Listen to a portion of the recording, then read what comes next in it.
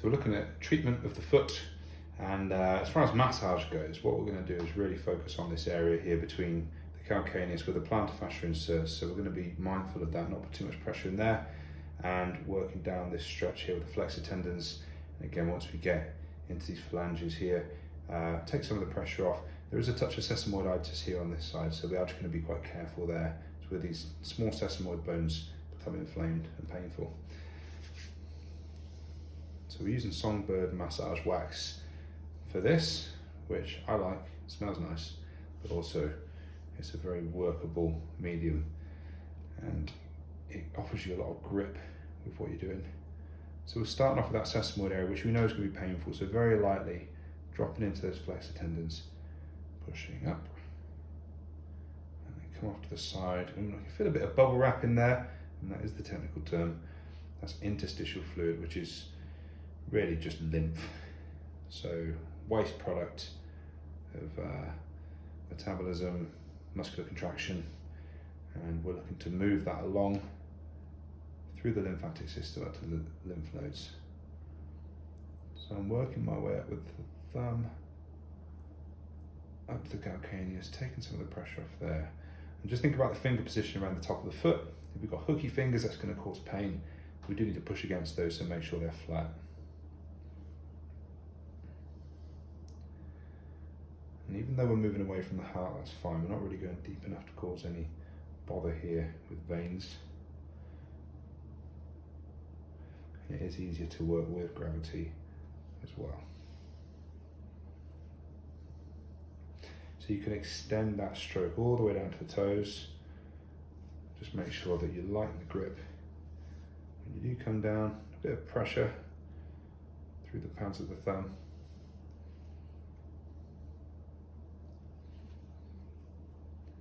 And back up into some of those strokes a little bit deeper. And you can see that we're into those toe flexors there, with the toes flexing involuntarily as we put some pressure into the tendons.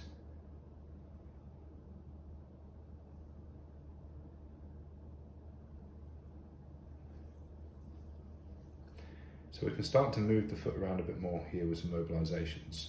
We're thinking about the metatarsals, so where the tarsal bones end, metatarsals begin in between there and the phalanges. And I'm going to try and get my fingers around in between first and second metatarsal.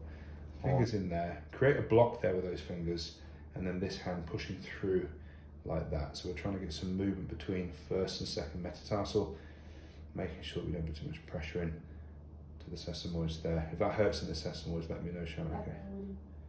So pushing in, moving, trying to create that block. And what I'm doing here is now creating the block with the left hand, and then it's the right hand that's doing the movement backwards and forwards. So you can quite quickly get movement here where there wasn't any before. And then we can move along to second and third metatarsal. So a common condition in between those two is a Morton's neuroma, which is just a bit of a inflammatory condition of the nerve. So be careful about that. If you get pain in that area, that could be the case. Looking for movement that wasn't there with these oscillatory kind of movements.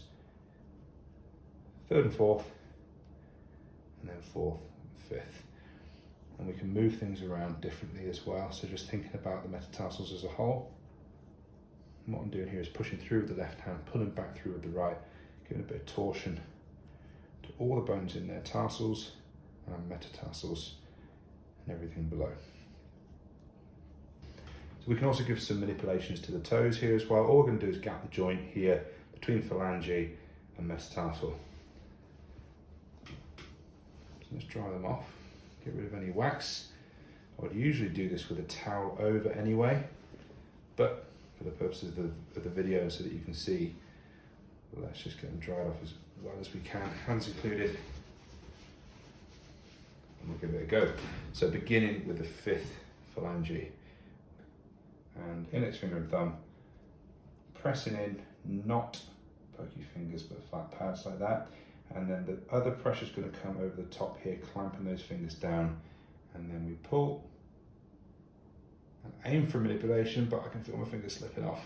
So let's try it on number 4, number 3, number 2, big toe with the sesamoiditis. I think we'll leave that. So now let's try it where you won't be able to see, but where we might be more effective.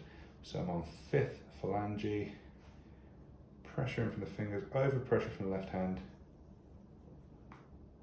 Small manipulation there. So I'm actually pulling quite hard, quite assertively, confidently, with a consistent pull. So I'm not trying to give a hi-ya. I'm just going slowly. You won't always get manipulation. I can't stop there, so let's try this one with no wax on it so you can see what my fingers are doing. We've got thumb and finger over the top, not like that, but like that. Get this hand over the top. Good grip. Oh, it's slipping off. Towel again. Oh, the one you wanted it to work and it didn't. It will work. I predict 2 out of 5 minimum here. So a little wiggle, get them to relax. 1, 2. I'm not going to outdo myself now. Not a third, but we skipped one into the middle. Oh, there was a slow kind of sinewy one. We're not going to get the big toe. Big toes are rare. I don't really like doing big toes. The brain position, we can bend the knee, bring the foot into the body, which gives us some nice support when we're only working with the one hand, and then we can come up with the fingers and complete the stroke with the right thumb. So this right hand here, not really doing too much, but it's giving that continuation of stroke. It's this left hand with the fingers pushing into the sole of the foot.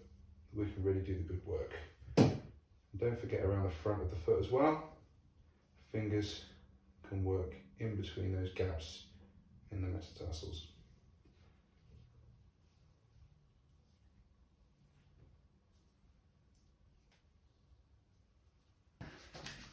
So in the sideline position, we then open up this part of the foot, which I really like because it means that we can really put some pressure down into the couch, making things more effective and easier for you, the person doing the work. Get even deeper into those flexors on the sole of the foot. So using that thumb, reinforce, slow down the tempo and the speed of the stroke if you're going deeper.